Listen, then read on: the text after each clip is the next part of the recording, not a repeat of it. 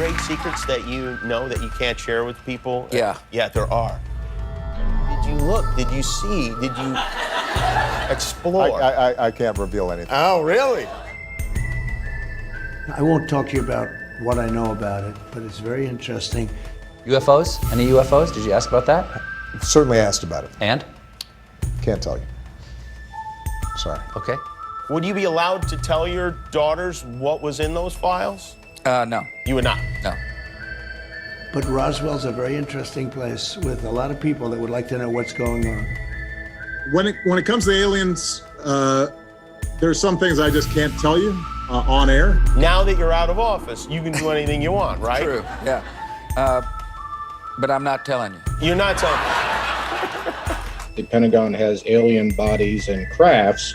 So I just wanted to run this past you. Does DOD have these things, and if so, where? Again, I'm not going to get ahead of the report that the DNI will submit, that we are helping, obviously, and providing input to, and I think I'll just leave it at that, Jeff. What you have seen on the TV recently, on the Navy films, I had known about this in my former capacity in Intel and the Armed Services Committee. You reveal all their secrets. they exercise strict control over us.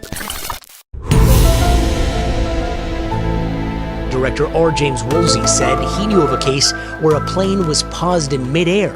I honestly don't know. I don't think that we have developed that technology. I don't think we developed it on this planet. John Ratcliffe says officials have been tracking technology beyond our capabilities. There's footage and records of objects in the skies that we don't know exactly what they are. Fighter squadron encountered an object that seemed to defy gravity. Splashed. Mark bearing and range. Imagine a technology that can do 600 to 700 G-forces, that can fly at 13,000 miles an hour, that it can evade radar, and that can fly through air and water and possibly space. Look at that thing. It's rotating. And in the words of the Navy pilot who recorded this, not behaving by the normal laws of physics. And I've talked to those pilots, and they think it's real. The ability to hover over the water and then start a vertical climb from basically zero up towards about 12,000 feet and then accelerate in less than 2 seconds and disappear is something I had never seen in my life. These aircraft are displaying characteristics that are not currently within the U.S. inventory, nor in any foreign inventory that we are aware of. At this point, we know it's real. Most of the more than 120 incidents over the past 2 decades are not from the U.S. military. There's enough obvious evidence here that we need to take this seriously. Descending 80,000 feet in less than a second. There's a whole fleet of them. This morning, a report that the government cannot explain those mysterious objects caught on video by the military. I've never seen anything like it. The U.S. government, really, it's reached this critical mass where we just can't simply deny it anymore.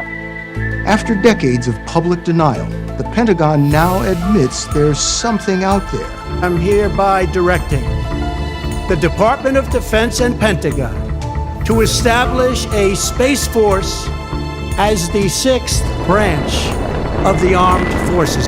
Is the truth really out there? We may soon find out. What was once considered a joke is now seen by a lot of people as a genuine national security issue. And oh, by the way, has no obvious signs of propulsion, no wings, no control surfaces, and yet still can defy the natural effects of Earth's gravity. That's precisely what we're seeing. Well, actually 38 knots. And it's real and it's there. There's something. Right, this came from somewhere else. I mean, as bizarre as that is to believe, but I mean, it's there. I saw it. I know what the current state of the art is in physics, and it can't be done. We're talking about eyewitness testimony from trained observers.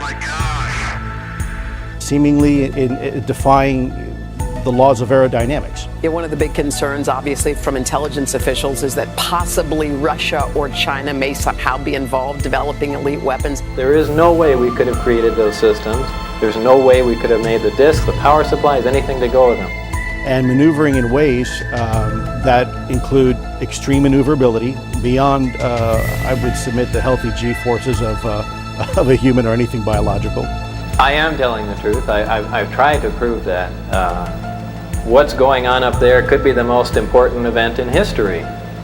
You're talking about contact, physical contact and proof from another system, another planet, another intelligence. That's got to be the biggest event in history, period. 2 trillion galaxies. I just can't believe this hasn't happened in other places. The question is, how often does it happen, and how widely spaced are the civilizations? There is very compelling evidence that we may not be alone. And you never write about them? No. Maybe at a time in your life that you're like, oh, I'm 90, I'm going to do it. No. No, nothing. President Clinton told me that if he had seen evidence, he would tell everyone that he'd seen it. Do you feel the same way? No. No, you wouldn't. Well, you know, that's what we're instructed to say. All right.